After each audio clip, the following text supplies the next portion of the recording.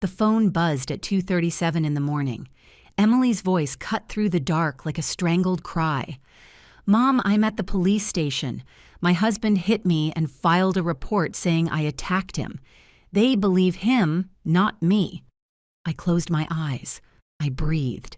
And then she said something that made my whole body tense up. "There is a duty officer here. He is nervous. He keeps looking at me like he knows me." I got out of bed without thinking, without turning on lights, without wasting a second.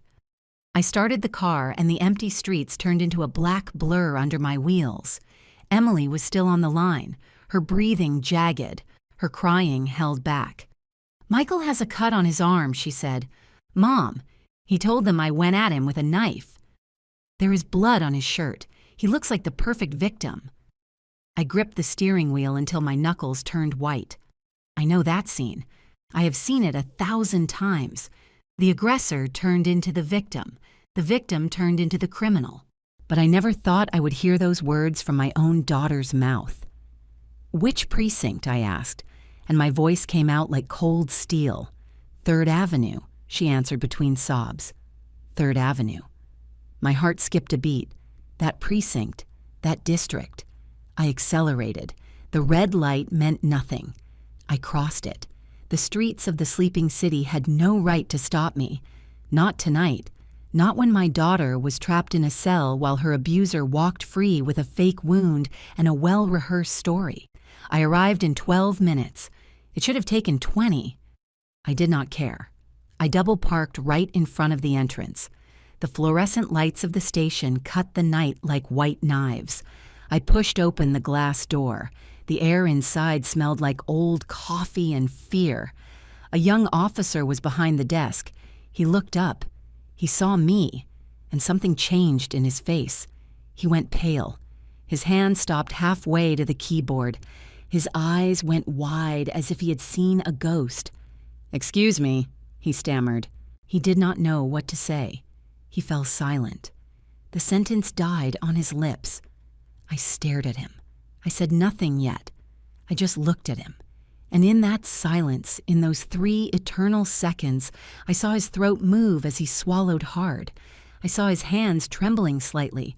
I saw recognition. I saw fear. "Officer," I said finally, and my voice filled the empty space like a sentence.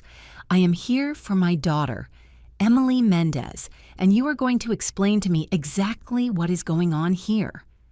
Officer John, according to his badge, stood up so fast his chair rolled backward. "Ma'am, Judge Evelyn," he whispered. Judge. It had been 5 years since anyone called me that. 5 years since I left the bench, but he recognized me. And by the way his eyes darted between my face and the hallway leading to the cells, I knew my presence had triggered an alarm in his memory. "I did not know the detainee was your daughter," he continued, his voice getting lower. "The husband filed the report first.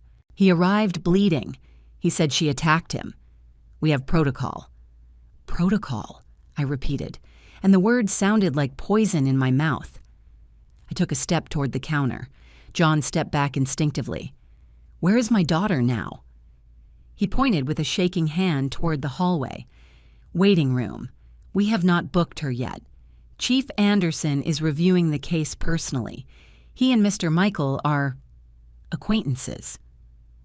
Of course they are. Men like Michael always have friends in convenient places. They always know the chief, the judge, the prosecutor. They always have a net that protects them while their victims drown. "Take me to her," I ordered. John hesitated. He looked toward a closed door at the end of the hall. Behind that door was the chief, and probably Michael, playing imaginary golf with words, sealing the official version of events, deciding Emily's fate while she waited alone, scared, not understanding how her life had turned into this nightmare. "Now, officer," I insisted. And this time, it was not a request. John nodded. He guided me down the hall. Our steps echoed against the gray walls. Every echo reminded me of the thousands of hallways I had walked, the thousands of cases, the thousands of women, but I never imagined I would walk this hallway for my own daughter. John opened a door, and there was Emily, sitting on a plastic chair, hunched over herself, hugging her knees. She looked up when we entered. Her eyes were swollen, red, empty of hope, but when she saw me, something broke in her face. "Mom," she whispered, and she stood up, stumbling. She ran to me. I held her as she collapsed in my arms. I felt her body shaking. I felt every sob that shook her chest, and I felt something else, something that froze my blood. Bruises. Under the sleeve of her sweater, when she clung to me, I saw the dark edge of a hematoma, old. Not from tonight, from days ago, maybe weeks. I gently pulled back the fabric. Emily tried to cover herself, but it was too late. I saw the bruises climbing up her arm like a map of violence. Finger marks. Dark lines where someone had grabbed her with force. Many times. "Emily," I whispered, and my voice cracked for the first time. "How long?" She shook her head. The tears fell without control. "I could not tell you. Mom, I could not. You were a judge, your whole life helping women like me. And I did not want you to think I had failed, that I had been stupid, that I did not see the signs." I closed my eyes. The pain in her voice was unbearable. I hugged her tighter. "You did not fail," I told her in her ear. "He failed.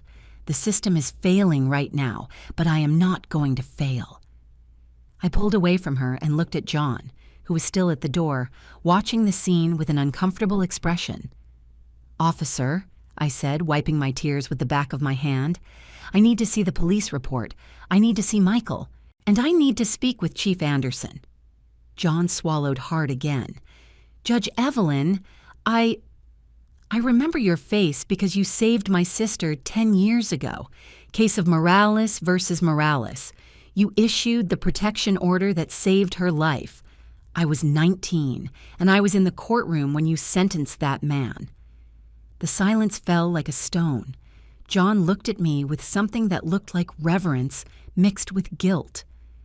"I did not know Ms. Emily was your daughter when they brought her in," he continued.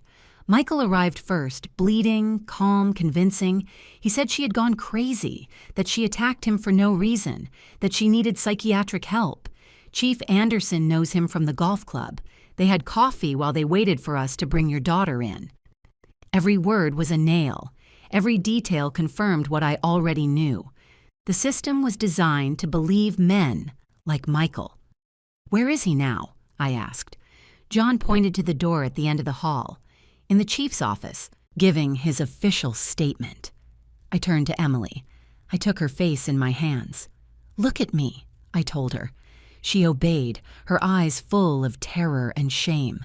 "Tonight ends differently. Do you hear me? This is not going to be like the other cases you saw fail. I know every trick, every lie, every manipulation, and I know exactly how to destroy them." Something changed in her gaze. A small spark. Hope fragile as glass.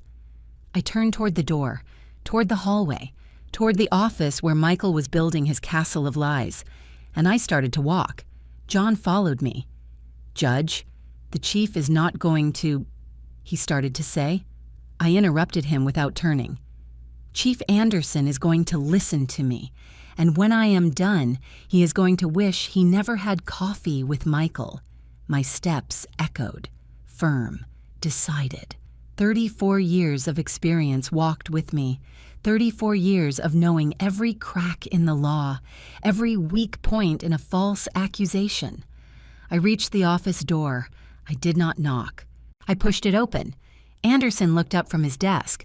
Michael was sitting across from him, reclining in the chair as if he were in his living room. Immaculate white shirt, black dress pants, a watch that cost more than $5,000 shining on his wrist, a clean and perfectly placed bandage on his left forearm. He looked tired, worried, the perfect victim. When he saw me enter, something crossed his face. Surprise. Then calculation. Then that smile. That damn smile I had seen before in other men who believed they could manipulate any situation. "Evelyn," he said, standing up with fake courtesy, "I did not expect to see you here." His voice was smooth, controlled, like velvet over knives. "How could I not be here?" I answered, closing the door behind me. "My daughter is detained because you hit her and then had the audacity to file a false report." Anderson stood up too, with his hands up as if he wanted to calm a situation that was just beginning. "Evelyn, I understand this is difficult, but there are procedures. Michael came first. He has a wound. There is protocol to follow." "Protocol," I repeated, walking toward the desk. "Let's talk about protocol then. Anderson, did you do a full forensic exam on my daughter? Did you check if she has injuries? Did you photograph her wounds? Or did you only photograph that superficial cut on Michael's arm?" The chief blinked. His mouth opened slightly. He did not answer. I did not need him to. The answer was in his silence. Michael cleared his throat. "Evelyn, I know you are her mother, and this must be terrible for you, but Emily is not well. She has been under a lot of stress. Tonight she lost control. I only tried to defend myself." I looked at him, really looked at him. I saw the performance, the carefully rehearsed posture, the eyes seeking sympathy, the hands moving with measured gestures. This man had practiced. He knew exactly how to look innocent, how to sound reasonable, how to turn the violence he perpetrated into an episode of madness by his victim. "How long have you been planning this, Michael?" I asked, and my voice came out like ice. "How long have you been preparing this story? A week? A month? Since when did you decide that if Emily ever tried to escape, you would turn her into a criminal?" His mask wavered. Just a second, a flicker. But I saw it. "I do not know what you are talking about," he replied, and now his voice had an edge. "I am here because my wife attacked me with a knife. I have the wound. I have witnesses who heard the noise. I have the right to file a report." I stepped closer. Anderson tried to intervene, but I ignored him. "Witnesses," I said. "What witnesses, Michael? The neighbors who called the police? The same ones who have heard screams coming from your apartment for months? Those witnesses?" The color drained from his face, barely, almost imperceptible, but it was there. "The neighbors have nothing to do with this," he stuttered. I smiled. It was not a kind smile. "Oh, but they do have something to do with it. Because when Officer John goes to take their statements, they are going to tell a very different story than yours. They are going to talk about the nights they heard Emily begging you to stop. They are going to talk about the thuds against the walls, about the broken plates, about the day they saw her with a black eye and you said she had fallen." Michael sat down. The mask was starting to crack. Anderson cleared his throat. "Evelyn, I appreciate your concern, but this is not a courtroom. You cannot come in here and interrogate." "I cannot?" I interrupted him, turning toward him. "Anderson, I've known you for 20 years. We shared cases. We worked together when you were just an officer. So I'm going to tell you something I hope you remember. If you process my daughter without doing a complete investigation, without examining her, without taking statements from all the witnesses, I am going to sue you personally. And then I am going to make sure every judge, every prosecutor, every officer in this city knows you let your friendship with an abuser cloud your judgment." The silence in that office was absolute. Anderson stared at me with wide eyes. Michael had lost all composure. His jaw was tight. His hands gripped the armrests of the chair. "This is intimidation," he hissed. "No," I answered calmly. "This is justice, something you have avoided for a long time." I turned toward John, who was still at the door. "Officer, I need you to do something for me. I need you to take Emily to the hospital right now. Full forensic exam, photographs of all her injuries, detailed medical report." John looked at Anderson, looking for approval. The chief was paralyzed. He did not know what to do. His golf club friend was being dismantled in front of his eyes. His comfortable version of the facts was crumbling. "Do it," he said finally with a weak voice. John nodded and left quickly. Michael stood up abruptly. This is ridiculous. I am the victim here. I have a real wound. Emily is making things up. Making up what? I interrupted him.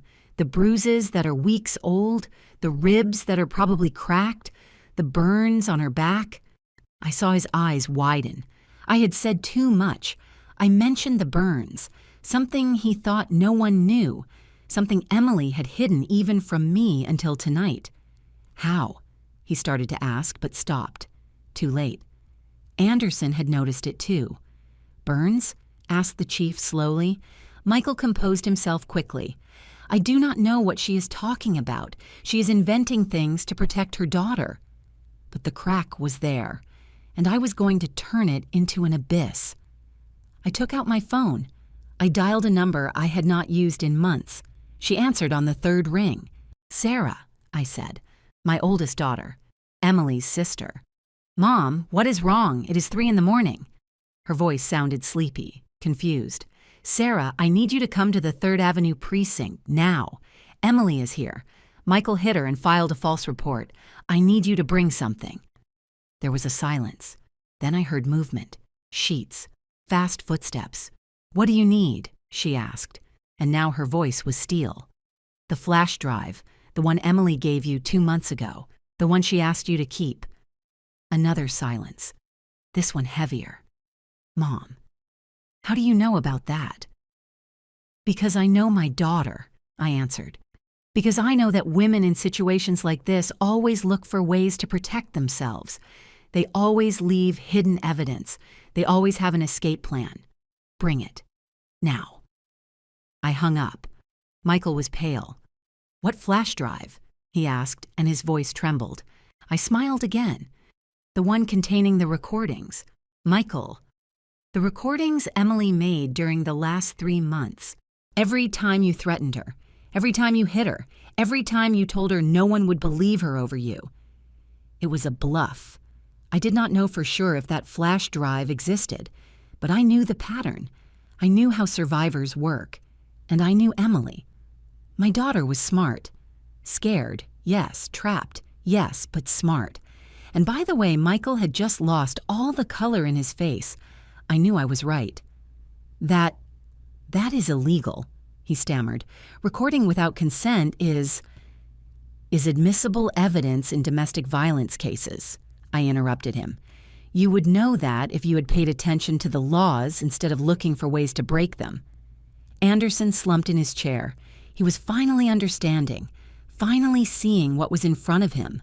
A man who had orchestrated everything, who had cut himself, who had arrived first to control the narrative, who had connections to ensure his version was the official one. Michael, said the chief slowly, I think you need to call your lawyer. Michael looked at him with disbelief. What? Anderson, we are friends. We play golf every Thursday. You know my character. You know I do not know anything, Anderson interrupted him, and for the first time that night, I heard real authority in his voice. And that is the problem. The door opened. John entered hurriedly. Chief, the ambulance is here to take Miss Emily to the hospital.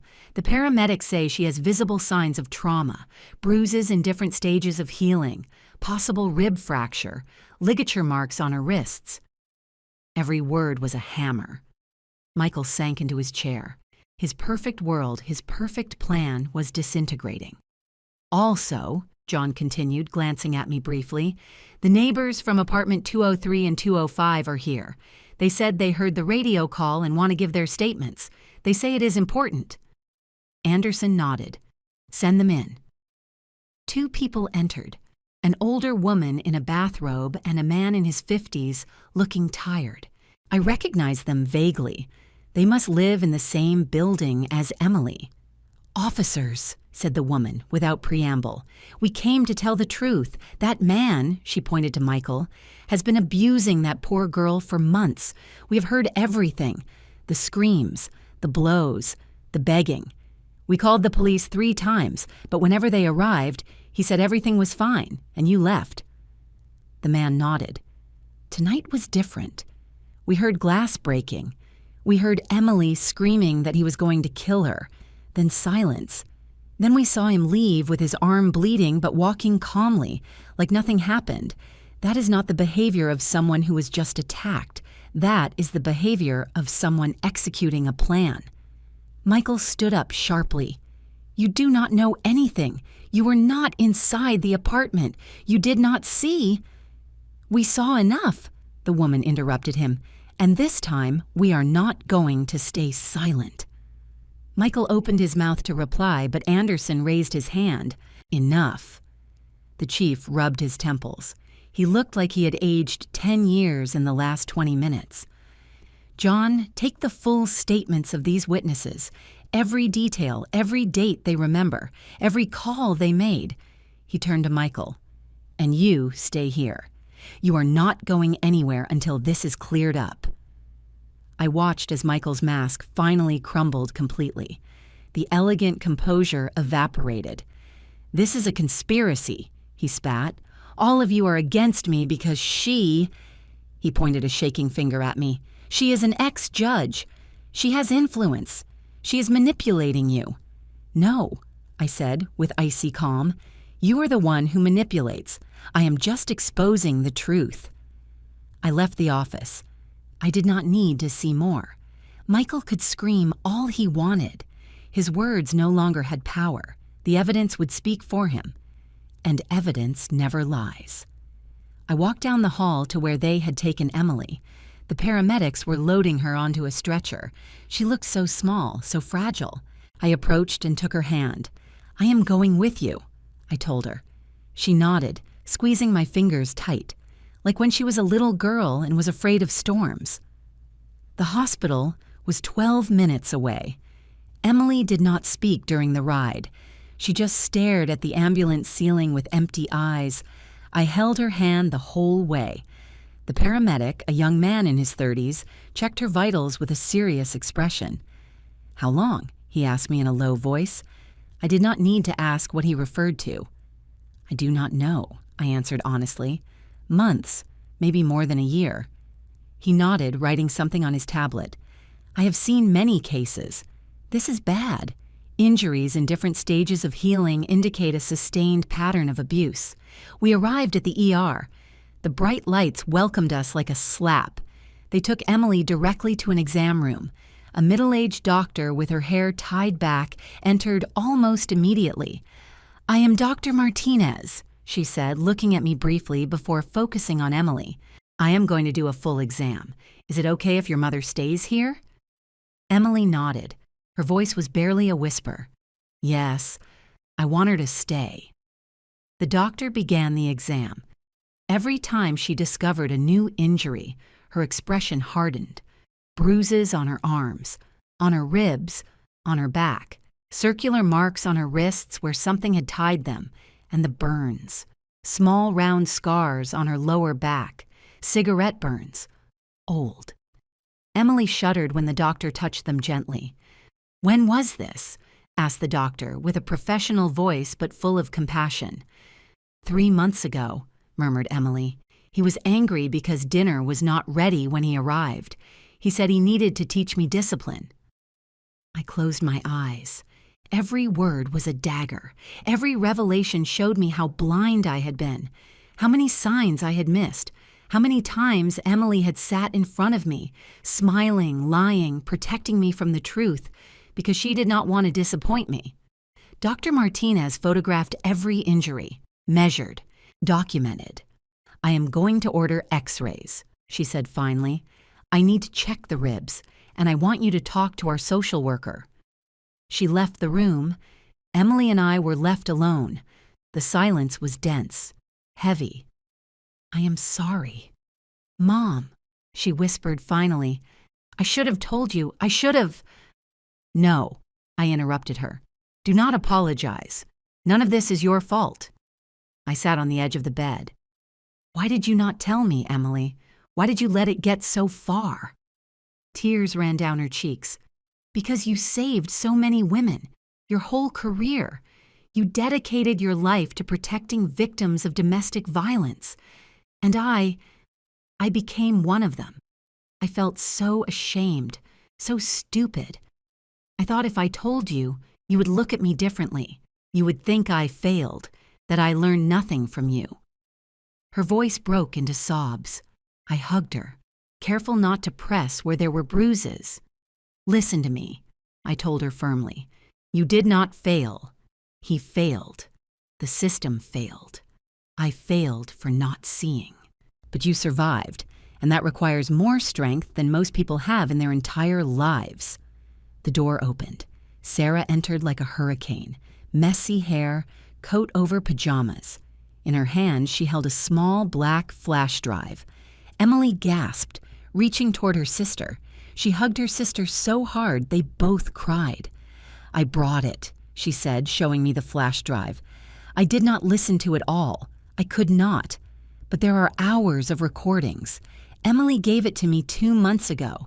She made me promise that if anything happened to her, I would give it to the police. I took the drive. It was light, so small, but it contained the weight of months of terror. Why did you not come to me with this before? I asked Emily. She wiped her tears. Because I was afraid. Michael always said if I left him, if I tried to report him, he would destroy me.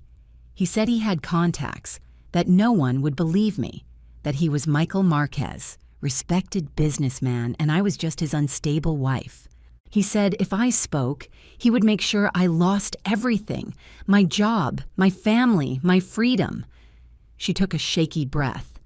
Tonight, he lost control more than ever. He broke a bottle. He cut my arm with the glass. And then I saw something in his eyes. I saw he was going to kill me. So I fought. For the first time in months, I really fought. And his wound? I asked. Emily looked down. I tried to take the glass from him. He cut himself in the struggle, not deep, barely a scratch. But when he saw the blood, he smiled. She shuddered. He smiled. Mom. And he said, now I am going to the police. I'm going to say you attacked me. And when they arrest you, you will finally learn your place. He called the police. They arrived in 8 minutes. By then, he had already bandaged himself. He had already rehearsed his story. The officers looked at him with his suit and his calm, and looked at me, shaking and crying. And I knew they would believe him. Sarah squeezed her sister's hand. But he did not count on Mom. She smiled through tears. No one counts on Evelyn Mendez when someone hurts her family. I put the flash drive in my pocket. I am going back to the station. I need to hand this over. I need to make sure Michael does not leave there until he is processed correctly. Emily sat up quickly, panic in her eyes. Mom, he has a lawyer, Franklin Davis. He is the best defense attorney in the city. He called him before you arrived. He is going to walk free. He is not going to walk, I said with absolute certainty. Not this time. I kissed her forehead. Sarah stays with you. You are not alone ever again. I left the room. The hospital hallway was quiet. It was almost 5 in the morning. I called John. He answered immediately. Judge Evelyn. I have additional evidence, I said. Recordings. Is Michael still there? There was a pause. Yes. His lawyer, Franklin Davis, arrived 20 minutes ago. He is demanding we release his client. He says there is no probable cause, that Michael's wound is sufficient evidence of aggression and the neighbors' testimonies are circumstantial. Of course. Franklin Davis. I knew him. Slick, expensive, immoral. He defended anyone who could pay his $1,000 an hour fees. Tell Anderson I am on my way. Do not process anything until I arrive. I hung up. Dawn was starting to break on the horizon. I got into my car. The streets were starting to wake up. Early workers, delivery trucks, the city coming back to life. But I was still at war, and the battle was not over. I arrived at the station when the sun was barely painting the sky orange and pink. The streets smelled of fresh bread from the corner bakery. Normal life. Normal people starting their normal days. While I walked back into that building where my daughter had been treated like a criminal, where her abuser had drunk coffee with the chief as if they were old friends. I pushed the glass door. The shift had changed. There were new officers at the desk, but John was still there. He saw me enter, and something in his expression told me the situation had worsened. "Judge," he said in a low voice, approaching quickly, "Franklin Davis is pushing hard. He threatened to sue the department for illegal detention. He says Michael is the true victim and we are being influenced by his connection to you." I squeezed the flash drive in my pocket. "Where are they?" John pointed to the same office as before. "Anderson is with them. It looks bad, Judge. Franklin is good at what he does. He is dismantling every argument. He says the neighbors only heard noises. They saw nothing. That Emily's injuries could be self-inflicted or from another incident. That the only clear physical evidence is the cut on Michael's arm." I walked toward the office. My steps sounded like sentences. John followed me. "There is something else," he added nervously. "Franklin already contacted a judge friend. He has a preliminary release order ready to sign if we do not present solid charges in the next 2 hours. 2 hours. The system designed to protect the innocent being used to free a guilty man." I opened the door without knocking.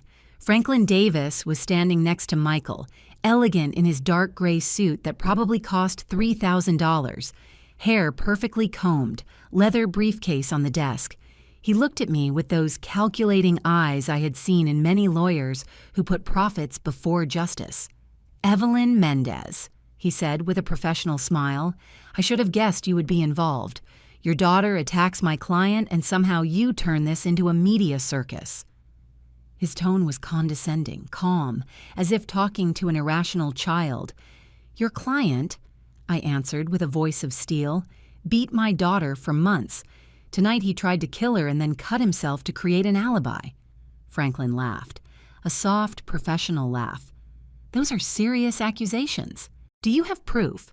Because I have an injured client, a wife with a history of erratic behavior, according to him, and 0 forensic evidence backing your narrative."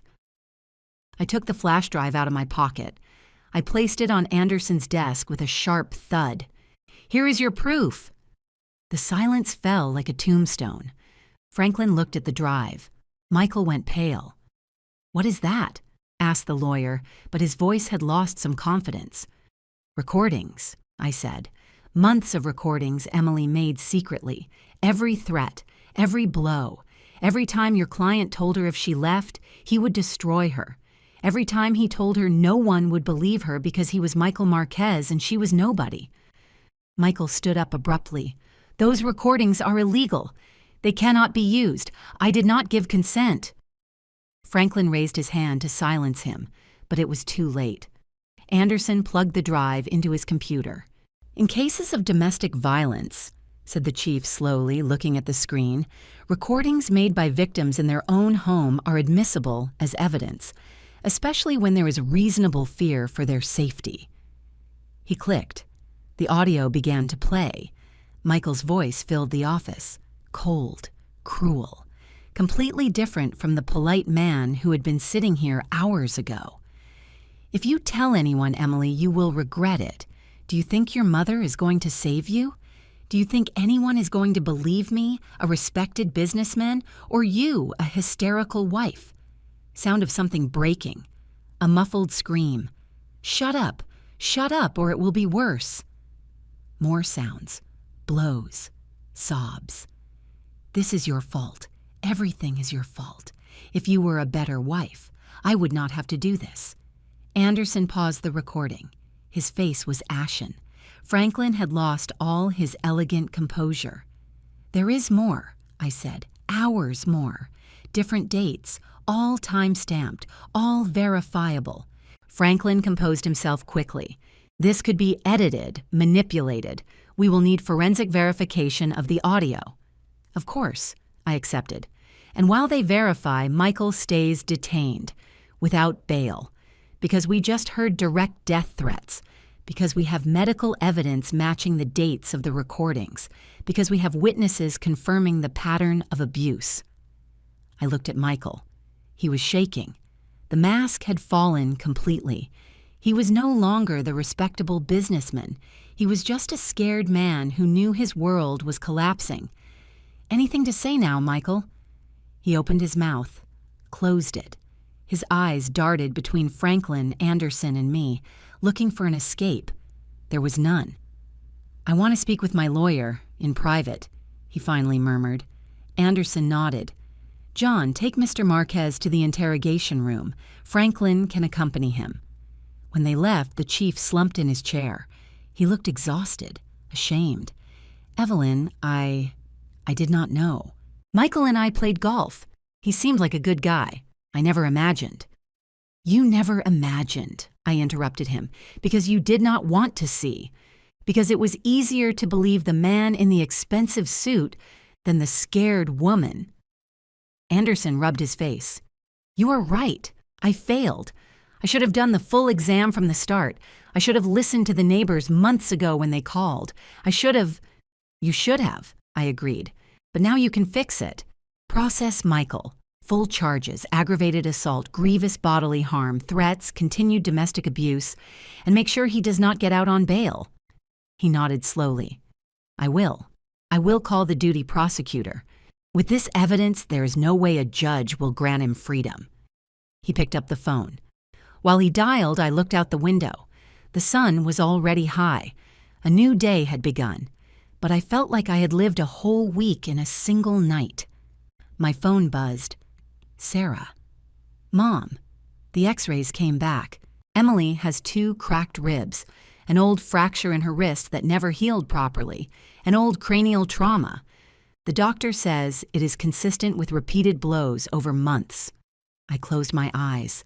Every word was confirmation of my worst nightmare. "How is she?" I asked. "Sedated. They gave her something for the pain and shock.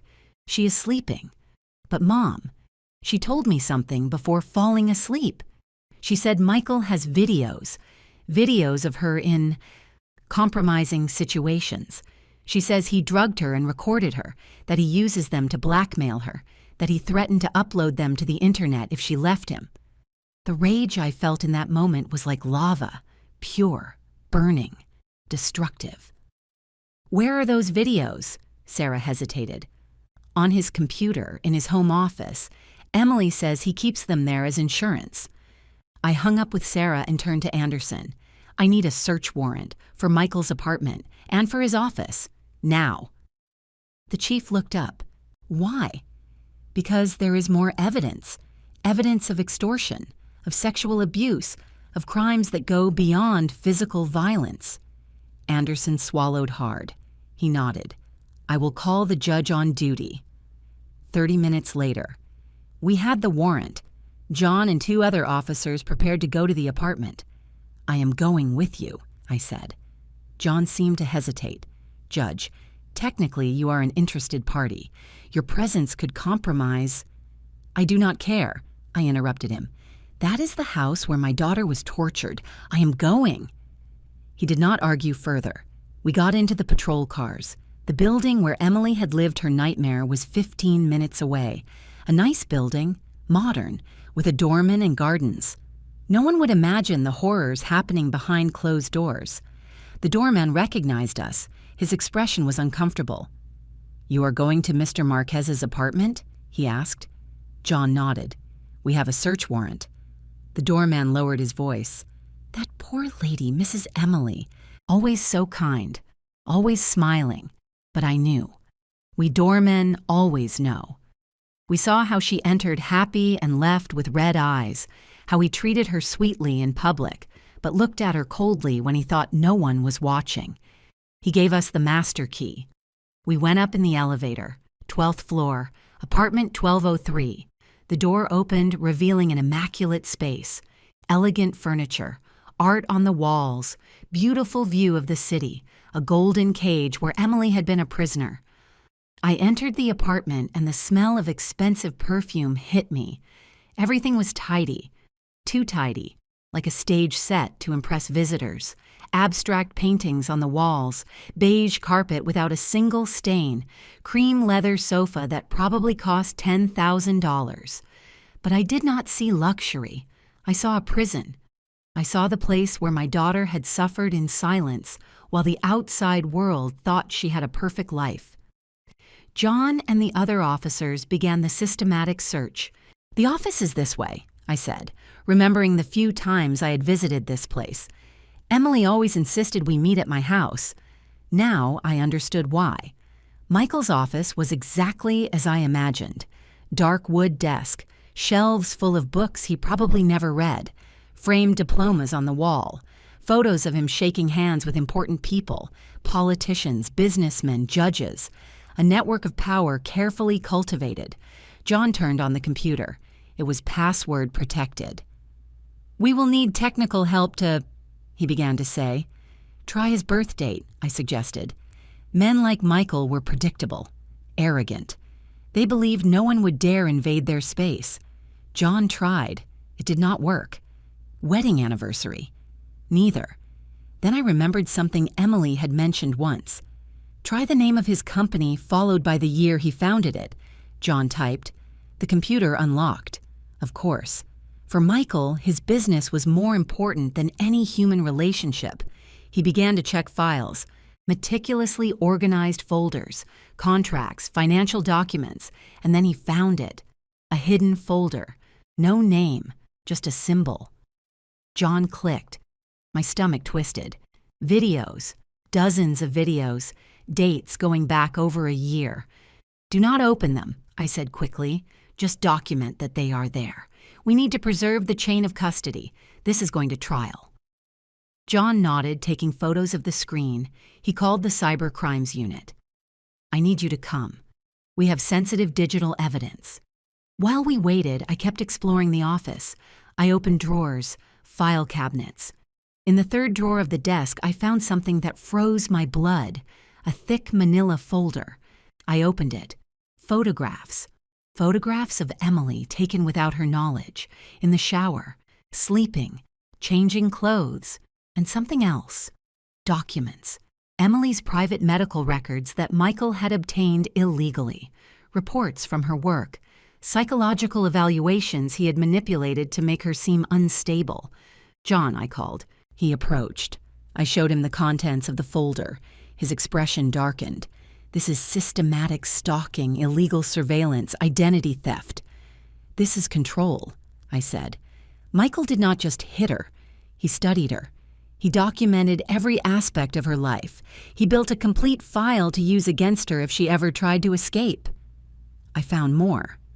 Copies of emails between Michael and Franklin Davis from 6 months ago. In them, Michael discussed strategies to discredit Emily if she became problematic.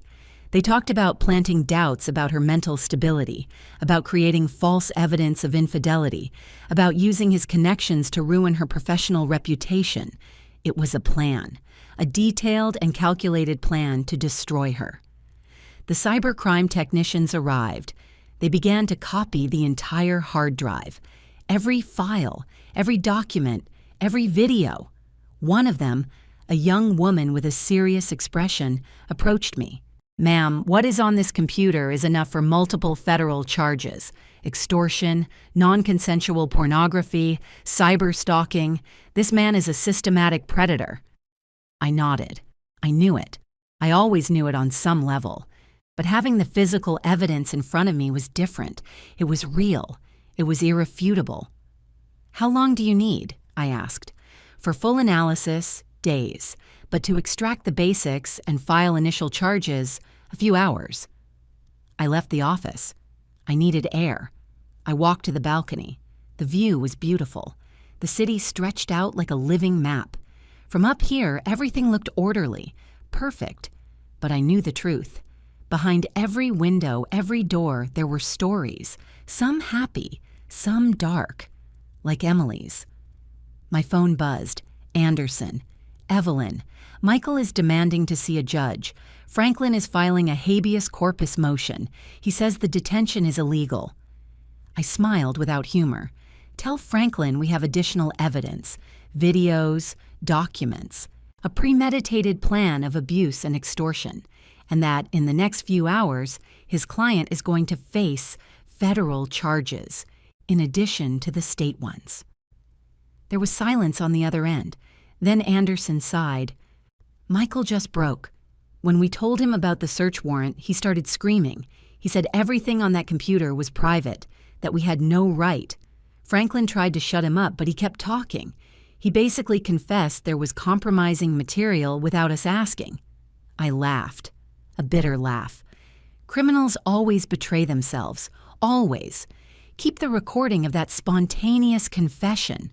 Franklin will try to suppress it, but with a little luck, the judge will admit it. I hung up. John came out to join me on the balcony. Everything is documented. The computer is going to the lab. The physical documents go to evidence. Good, I said. Let's go back. I want to be there when they formally charge Michael. We went down.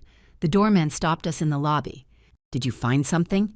He asked in a low voice. I should not answer him. It was an active investigation, but something in his expression made me speak. We found enough to ensure he never hurts anyone again. The doorman nodded slowly. Good. That Lady Emily deserves justice. We all knew it here, but no one did anything, myself included. I'm ashamed. I put a hand on his shoulder. Now you can do something. If the case goes to trial, they are going to need witnesses, people who saw, who heard, who can confirm the pattern.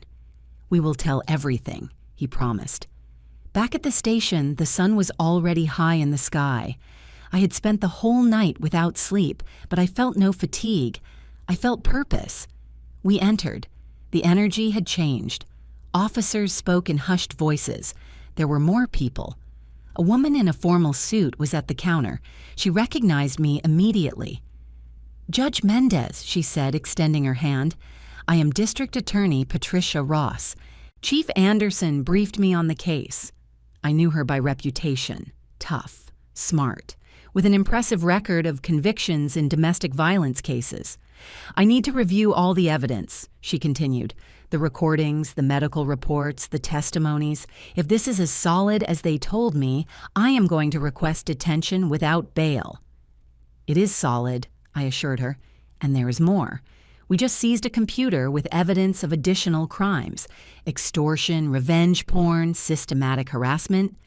Patricia's eyes shone, not with joy, with determination. Perfect. I am going to sink this man so deep he will never see the light of day. I liked her style. Direct. No nonsense. Where is Michael now? I asked. Interrogation room 3. Franklin is with him. They are waiting for the bail hearing. Patricia checked her watch. Which will be in 2 hours. Enough time to prepare my case. She turned to John. Officer, I need certified copies of everything. Every recording, every photo, every testimony. I want them on my desk in an hour. I sat on a hallway chair. Finally, I felt the weight of exhaustion. I closed my eyes for a moment. Just a moment. And I saw Emily's face, not the scared face from tonight, but her face as a child, laughing, running, free. My phone buzzed, snapping me out of my thoughts. Sarah. Mom, Emily woke up. She's asking for you. She wants to know what happened with Michael. I stood up. Tell her I'm coming. Tell her Michael is not getting out. That this time the system worked. I drove back to the hospital. Mid-morning traffic was heavy. Office workers running to jobs they hated. Mothers taking children to school. Normal life flowing around my personal storm. I arrived at the hospital. I went up to the 4th floor. Emily's room was at the end of the hall. I knocked gently before entering. Emily was sitting up in bed, still pale, still with visible marks on her face, but her eyes had something different. It was no longer that desperate emptiness from last night. There was a faint shine, hope fragile as glass. Sarah was sitting next to her, holding her hand. Mom, Emily said when she saw me. Her voice was hoarse, tired. Is it true? Did you really find everything? I sat on the other side of the bed. We found it. The recordings you made, the videos he made, the documents, everything. Michael is detained. The DA is going to ask that he be denied bail. Tears ran down her cheeks, but this time they were different. Not from fear, from relief. "I cannot believe it is over," she whispered. "I lived with so much fear for so long. Every morning I woke up wondering if that would be the day he killed me. Every night I fell asleep begging to survive until dawn."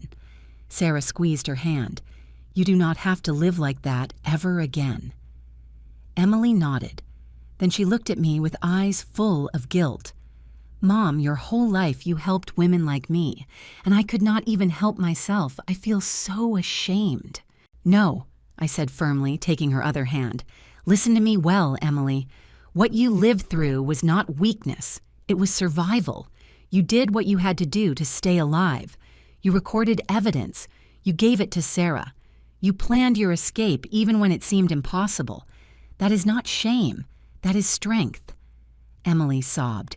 "But I should have left sooner. I should have." "There is no should have," I interrupted her. "Victims of abuse leave when they can, not when others think they should. The right moment is when you manage to get out alive. And you made it." Sarah hugged us both. 3 generations of women, broken but not destroyed. Dr. Martinez entered with a thick folder. "Good morning. I came to check how you are doing." She examined Emily, checked her vitals, changed bandages. "The ribs are going to take time. You will need painkillers and rest. The bruises will heal. The physical scars will eventually fade." She paused. "But you need professional help for the wounds that cannot be seen. We have excellent therapists specializing in trauma. I recommend you start as soon as possible." Emily nodded. "I will. I do not want to carry this alone anymore." The doctor smiled. "Good. I also spoke with social workers. There are safe shelters if you need a place to stay while you reorganize your life. Restraining orders, free legal assistance. You are not alone in this." She handed her a list of resources, emergency numbers, support groups, crisis lines available 24 hours. "Thank you," said Emily quietly. The doctor left. Silence filled the room, a different silence, not heavy with fear, but charged with possibility, with a future. My phone buzzed. John. "Judge, the bail hearing starts in 30 minutes. Patricia is ready. Coming?" "Coming," I answered. I looked at Emily. "The bail hearing is in half an hour. Do you want me to stay here with you, or do you want me to go and make sure they do not release him?" Emily breathed deep. "Go. I need to know he is not getting out, that he is not coming to find me." I kissed her forehead. "He is not getting out. I promise you." Sarah walked me to the elevator. "Mom, thank you for believing, for fighting, for not giving up." I hugged her. "It is what mothers do. They protect their daughters, always." I went down to the parking lot. I drove back to the courthouse. The courthouse building was familiar. I had spent decades walking those hallways, handing down sentences, changing lives, but I had never been on this side, never as a victim's family member. The courtroom was on the 3rd floor. I entered. Patricia was already there reviewing documents. She saw me and nodded. Michael was sitting with Franklin, still in yesterday's clothes, wrinkled now, unshaven, red eyes. The successful businessman mask completely fallen. He saw me enter. Something crossed his face. Hate. Pure hate, but also fear. I saw him swallow hard. Look away. The judge entered. "All rise." Judge Morales. I knew him. We'd worked together years ago. Fair, strict. He did not tolerate manipulations. "Case of the state versus Michael Marquez," announced the clerk. Patricia stood up. "Your Honor, the state requests detention without bail. The defendant faces charges of aggravated assault, grievous bodily harm, threats, continued domestic abuse, extortion, cyberstalking, and non-consensual pornography. He is a clear danger to the victim and the community." Franklin stood up. "Your Honor, my client is a respected businessman with no criminal record. He has deep roots in the community. He is not a flight risk. Detention without bail is excessive." Judge Morales looked at the documents in front of him. "Prosecutor, do you have evidence supporting these charges?" Patricia opened her briefcase. I have audio recordings where the defendant explicitly threatens the victim, medical reports documenting injuries in different stages of healing consistent with prolonged abuse, witness testimonies confirming the pattern, digital evidence seized from the defendant's residence showing premeditated planning of abuse and extortion, and forensic photographs taken this morning showing the severity of the most recent attack. The judge extended his hand. Patricia handed him a folder. He began to review. The silence in the room was absolute. Only the turning of pages could be heard. Judge Morales looked up. His expression was stern. "Mr. Marquez, stand up." Michael stood up. He was visibly shaking. "I have reviewed the preliminary evidence presented by the prosecutor. It is one of the most exhaustive and disturbing compilations I have seen in domestic violence cases." He paused. "The recordings alone are sufficient to deny bail, the explicit death threats, the documented pattern of coercive control, the evidence of planning to discredit the victim if she sought help. All this paints the portrait of an extremely dangerous individual." Franklin tried to interrupt. "Your Honor, those recordings could be edited." The judge raised his hand. "Counselor, you will have time to challenge the evidence at trial. But for purposes of this bail hearing, I find sufficient probable cause." He turned to Michael. "Mr. Marquez, bail is denied. You will remain detained in the county jail until trial. Furthermore, I am issuing a permanent restraining order. You cannot approach within 500 meters of the victim, her family, her workplace, or her residence. Any violation will result in additional charges." Michael collapsed, literally collapsed. His legs gave way. Franklin had to hold him. "No, no, no," he babbled. "This cannot be happening. I am Michael Marquez. I have rights. I have connections. This is a mistake." The judge banged the gavel. "Officer, remove the defendant." 2 guards approached. They handcuffed Michael.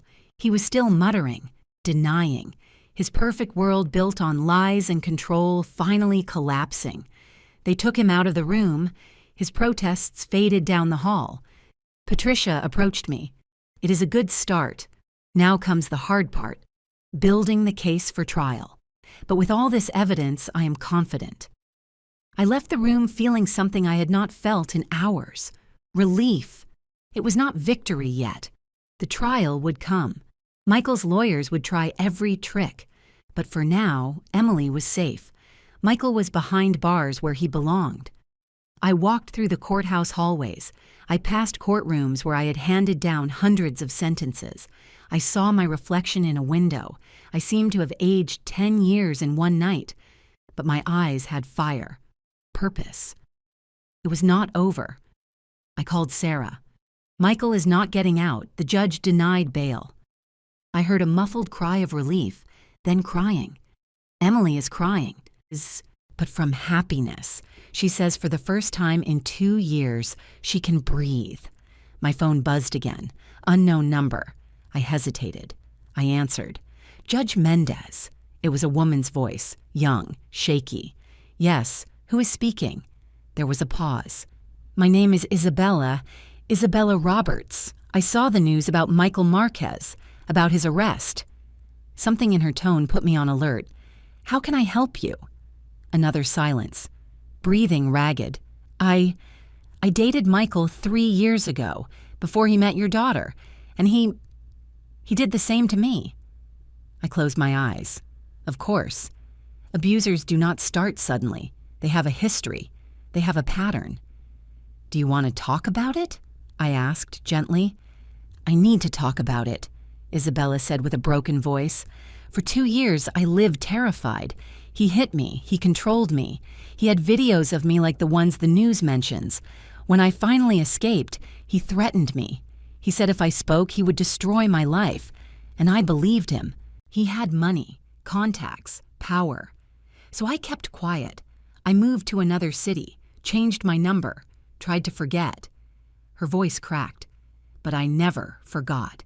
And when I saw they arrested Michael, that finally someone believed one of his victims, I knew I had to speak. I cannot let him walk free. I cannot let him do this to another woman." "Isabella," I said firmly, Your testimony could be crucial. Would you be willing to testify? To give a formal statement?" She hesitated. "Will you protect me? Michael has friends, powerful people. If they know I spoke—" "We will protect you," I promised. "And you are not alone. There are other victims. Together, you are stronger than any connection Michael has." Isabella breathed deep. "Okay, I will do it. For your daughter. For me, for all the women he hurt." I gave her Patricia's number. I told her to contact her immediately. I hung up feeling chills. How many more were there? How many women had Michael destroyed before Emily? I went back to the hospital. Emily was asleep. Sarah was reading in the chair next to the bed. "How was it?" I asked in a low voice. "Quiet. After you told her about the bail, she finally relaxed. The doctor says she can leave tomorrow if the follow-up x-rays go well." I sat down. I watched her sleep, my little girl, who had grown up too fast, who had suffered too much, but who had survived. My phone buzzed again. Patricia. "Evelyn, I just spoke with Isabella Roberts. Her testimony is gold. Established pattern of behavior. Proves Michael is a repeat offender. This strengthens our case enormously." I smiled. "Is there more?" I asked, although I feared the answer. "2 more women called after seeing the news," Patricia replied, both with similar stories. Michael met them, seduced them. Then the cycle of abuse began. Control, violence, threats, extortion with intimate material, the exact same tactics. I felt nausea. 5 known victims. How many more were there who were too afraid to speak? "We need to bring them together," I said, "all together. Let them meet. Let them know they are not alone." Patricia agreed. "I will organize a meeting. But Evelyn, there is something else." Franklin Davis resigned from the case. I straightened up. "What?" "He just filed a formal withdrawal. He says he has a conflict of interest." That was unexpected.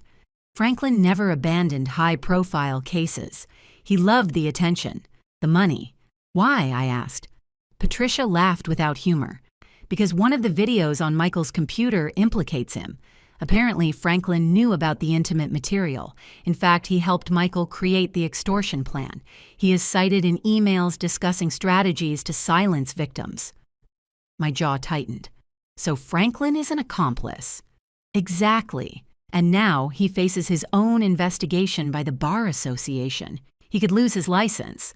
Justice, finally. "Who is going to defend Michael now?" I asked. They assigned him a public defender, a young lawyer, competent but without Franklin's resources or connections. That was good for us. It meant Michael could not buy his way out. He could not use influence or money to manipulate the system. He was leveled, vulnerable, like he had made all his victims feel. The following days were a whirlwind. Emily left the hospital. She moved in temporarily with me. She could not go back to that apartment. Not yet, maybe never. Sarah took leave from her work to be with her sister. We organized therapy, support groups, safe spaces where Emily could start to heal. Patricia organized the meeting with the other victims. It was in a private room at the DA's office. When Emily walked in and saw the other 4 women, something happened. Recognition. They did not know each other, but they recognized each other. In each other's eyes, they saw their own pain reflected. Isabella was the first to speak. "I thought I was the only one.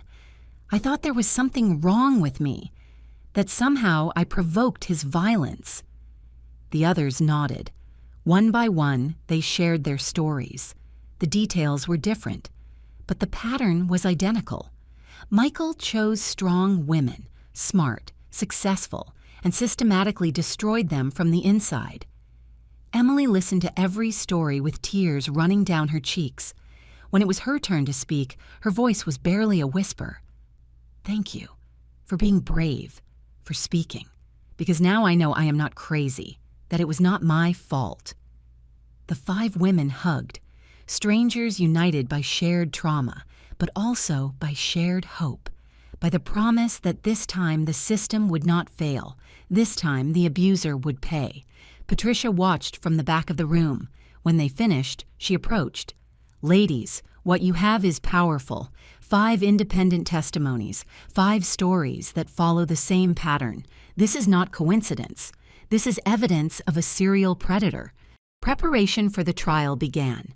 Depositions, interviews, review of evidence. Every day brought new discoveries, more videos, more documents, more proof of the systematic nature of Michael's abuse. The public defender tried to negotiate. He offered for Michael to plead guilty to lesser charges in exchange for a reduced sentence. Patricia rejected it. "We are going to trial, and we are going to win." 2 months later, the trial began. The courtroom was full: journalists, activists, survivors of domestic violence who came to support. Emily was sitting in the front row with me and Sarah. She was shaking, but she was there, strong, determined. Michael entered handcuffed. There was nothing left of the elegant man I had known. Time in prison had changed him. Sunken eyes, gaunt face. But what had changed most was his posture. There was no arrogance anymore, only defeat. Patricia presented the case with surgical precision. The recordings were played, medical testimonies presented, videos explained without showing them publicly to protect the victims. Every piece of evidence was a nail in Michael's coffin. The public defender did what he could. He tried to argue that the recordings were out of context, that the injuries could have other explanations. But it was useless. The evidence was overwhelming. The most powerful moment came when Emily took the stand. The room went silent. She walked with her head high. She was no longer the broken woman from that early morning at the precinct. She was a survivor. Patricia guided her gently through her testimony. "Can you tell us when the abuse started?" Emily breathed deep. 3 months after we got married. It was something small at first, a push, then a slap. Always followed by apologies, flowers, promises that it would never happen again. But it always happened, and every time it was worse. "Why didn't you leave sooner?" asked Patricia. It was the question everyone asks, the question that never understands the complexity of abuse. Emily looked directly at the jury. "Because I was afraid. Because Michael controlled everything. My money, my friends, my job. He isolated me systematically until I felt I had nowhere to go. And when I finally gathered the courage to plan my escape, he found the recordings I had made in secret. He threatened to destroy me if I spoke. He said he had friends in important places, that no one would believe me." Her voice cracked, but she continued. "And he was almost right. When I called the police that night, they believed him, not me." The public defender stood up for cross-examination. He tried to be aggressive. "Is it not true that you have a history of anxiety?" Emily nodded. "Yes, I developed severe anxiety after months of living in constant terror." "And is it not true that you sought psychiatric help?" "Yes, because my husband was destroying me mentally." The defender tried another angle. "Is it not possible that some of these injuries were accidental?" Emily stared at him. "Accidental cigarette burns, accidental broken ribs, accidental binding marks?" Her voice rose. "No, nothing was accidental. Everything was deliberate, calculated, designed to break me." The lawyer stepped back. He had no further questions. Emily stepped down from the stand. When she passed Michael, he tried to look at her. She did not look back. He no longer had power over her. Then came the other victims. One by one, they went up and told their stories. Isabella spoke of how Michael had isolated her from her family, of how he had convinced her that no one would love her like him, of how when she finally escaped, he stalked her for months. Another victim, a woman named Lisa, described how Michael had ruined her career. He had contacted her boss with lies. He had sabotaged projects. He had gotten her fired just to prove he could control every aspect of her life. The pattern was undeniable. 5 women, 5 almost identical stories, all describing the same cycle: seduction, isolation, control, violence, threats. The jury listened with increasingly somber expressions. Some had tears in their eyes. Patricia presented the digital evidence. A forensic expert explained how Michael had kept meticulous files of compromising material, how he had used technology to spy on his victims, how he had built a complete system designed to keep them trapped. "This is not an ordinary domestic violence case," said Patricia in her closing arguments.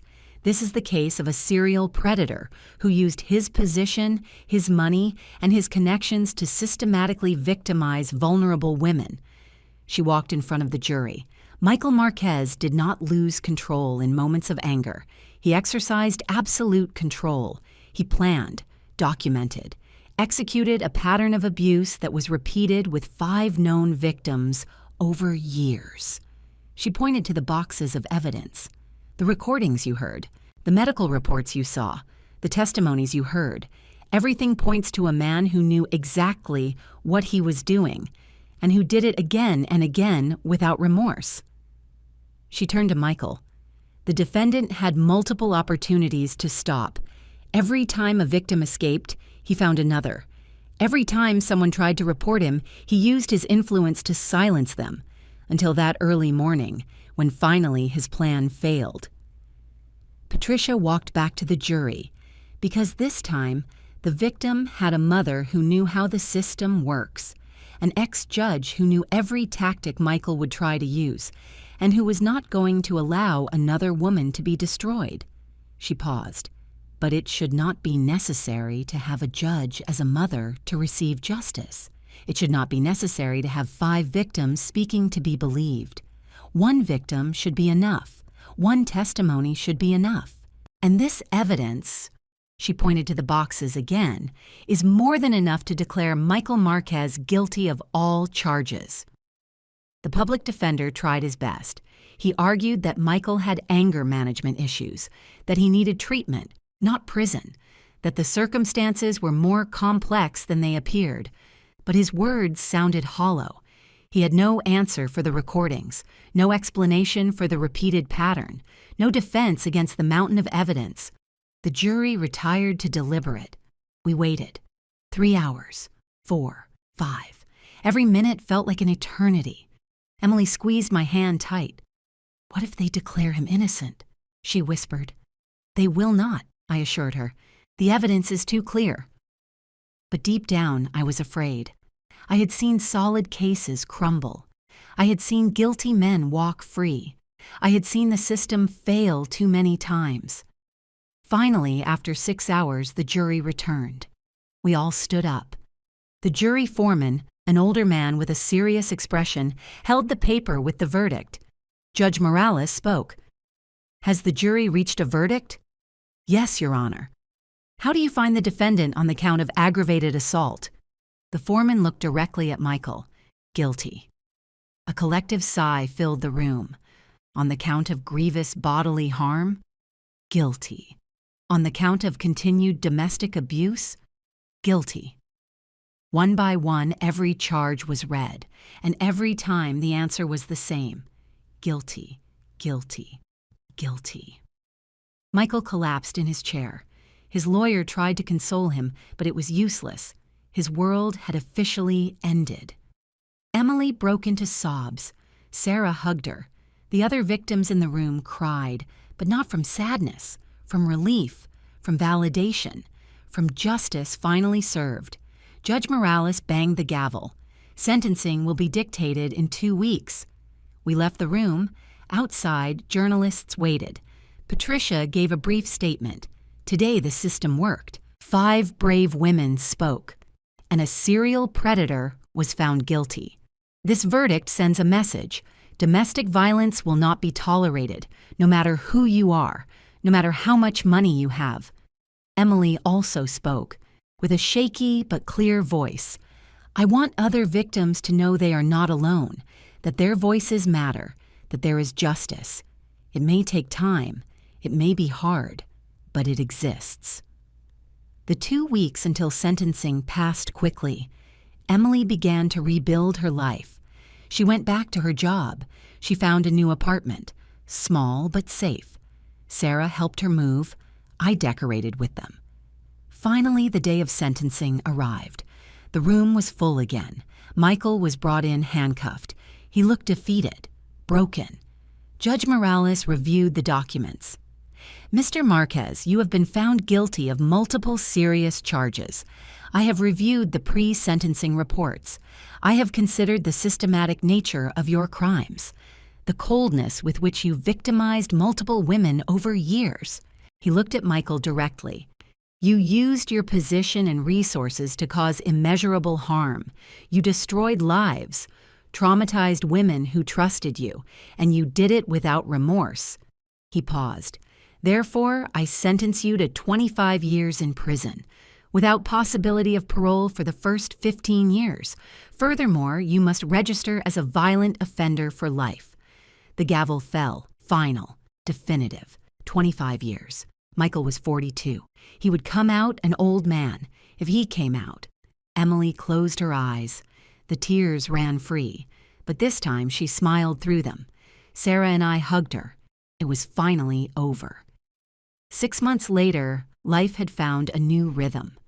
Emily moved permanently into her apartment, a bright place on the 3rd floor with large windows that let in the sun, no shadows, no dark corners where fear could hide. Sarah visited her every weekend. They cooked together, laughed, healed. I went on Wednesdays. We drank coffee on her small balcony and talked about everything and nothing, future plans, forgotten dreams that were beginning to revive. One Tuesday afternoon, Emily called me. "Mom, can you come? There's something I want to show you." Her voice sounded different, lighter. I arrived in 20 minutes. When she opened the door, she was smiling, a real smile, not forced, not faked, real. "Look," she said, taking me to her living room. On the table, there were papers. I recognized them immediately. Divorce petition, finally signed, processed, sealed. It arrived today. It is official. I am no longer married to him. She picked up the papers with hands that no longer shook. I am free, Mom, legally and officially free. I hugged her. I felt her body relax completely for the first time in years. "I am so proud of you," I whispered, "of your strength, of your courage, of how you survived." She pulled away, wiping happy tears. I did not just survive. I am living, really living, for the first time since I met Michael. She sat on the sofa. I started writing a book about my experience. Patricia told me it could help other women, that my story could make a difference. She smiled shyly. "I do not know if it will be good, but I need to get it out. I need to turn the pain into something useful." I sat next to her. "It will be more than good. It will be important, because it comes from the truth, from real experience." Emily nodded, and I started talking to other women at universities, speaking about the red flags, about how abuse does not always start with physical violence. Sometimes it starts with isolation, with control, with making you doubt yourself. "The other victims are also healing," she continued. "Isabella opened a nonprofit to help survivors. Lisa went back to college. We are all rebuilding, together." She took my hand, and it all started because you did not give up, because when I called that early morning, you came, you fought, you did not let the system fail me. I squeezed her hand. "I did what any mother would do." She shook her head. "No, you did what an exceptional mother does. You used your knowledge, your experience, your strength, and you saved my life." We stayed in comfortable silence, the kind of silence that only exists when there are no more secrets, when all the pain has been exposed to the light and is starting to heal. My phone buzzed. "Sarah, are you together? I'm coming over. I have news." She arrived 30 minutes later with a bottle of non-alcoholic wine and a radiant face. "Remember I filed the formal complaint against Chief Anderson?" she asked. We had forgotten. With everything that happened, the investigation against the chief had taken a back seat. They suspended him, without pay. Full investigation for negligence and favoritism. Other cases are being reviewed. cases where he might have let abusers go because they were his friends. It was justice, late but real. The system had not only failed Emily, it had failed dozens of women because a man in a position of power had put friendship over duty. And there is more, continued Sarah. Franklin Davis lost his license permanently. The ethics board found that he had actively helped cover up crimes, not just with Michael, with other clients too. I smiled. The pieces kept falling into place. Not only had the aggressor paid, his enablers also faced consequences. It should have been like this from the start, but better late than never. We drank coffee. We ate cake that Sarah had brought. We talked about normal things, movies, books, plans for the holidays. For the first time in years, we were just a family. No crisis, no fear, just women who loved each other sharing a quiet afternoon. When the sun began to set, I walked to the balcony. I looked at the city stretching toward the horizon, lights starting to turn on, life continuing in millions of windows. I wondered how many of those windows hid the kind of horror Emily had lived. How many women were out there right now, scared, trapped, not knowing there was a way out. Emily joined me. "What are you thinking about?" she asked. "About all the others," I answered honestly. About the women who do not have an ex-judge as a mother, who do not have sisters who keep evidence, who are alone facing what you faced. Emily looked toward the city too. That is why I am writing the book. That is why I give talks, because I want them to know they are not alone, that there is help, that there is hope. She turned to me. "Do you know what is the strangest thing? For months, I thought if Michael went to prison, I would feel avenged, victorious. But that is not what I feel." "What do you feel?" I asked. She thought for a moment. "Peace. Simply peace. Because I no longer have to look over my shoulder. I no longer have to pretend. I no longer have to live with constant fear that someone will discover my secret." She smiled softly. "I feel like me again. Like the Emily from before Michael, but stronger. Because now I know what I am capable of. I know I can survive the worst and keep going." I hugged her. My little girl who had gone through hell and come out the other side. Not without scars. The scars were there.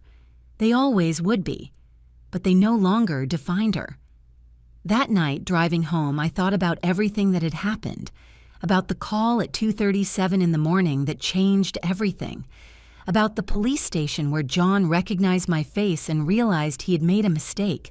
About Michael sitting in that office with his perfect victim mask. About the recordings that exposed the truth. About the other victims who found courage to speak. About the verdict that finally brought justice.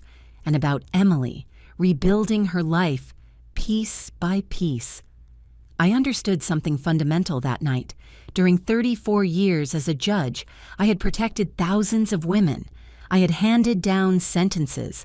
I had issued restraining orders. I had changed lives. But no sentence had mattered to me as much as this one, because this time it was not just a case. It was my daughter, my blood, my heart. And I had learned that knowledge and experience mean nothing if you cannot use them to protect those you love. That early morning at the station, when I pushed that door and saw the fear in John's eyes, I did not go as a judge. I went as a mother who was not going to allow the system to fail her daughter, a mother willing to fight against every obstacle, every corrupt connection, every manipulation tactic. And in the end, that was enough, not because I was special, but because the truth is powerful when it is given a voice. I arrived at my house, silent, empty, but not lonely, because I knew that miles away, Emily was sleeping in peace for the first time in years. Sarah was planning her next visit. The other victims continued healing, and Michael was where he belonged, paying for every life he had destroyed. I poured myself a cup of tea. I sat in my favorite armchair. I closed my eyes, and I understood the most important lesson of my entire career. It is not about revenge. It never was about revenge. It is about protection, about making sure victims can sleep without fear, about giving them a voice when the world tries to silence them, about being there when the system fails. Because sometimes the system fails, but mothers do not. True protectors do not. And that early morning when my daughter needed me, I was there. And that made all the difference.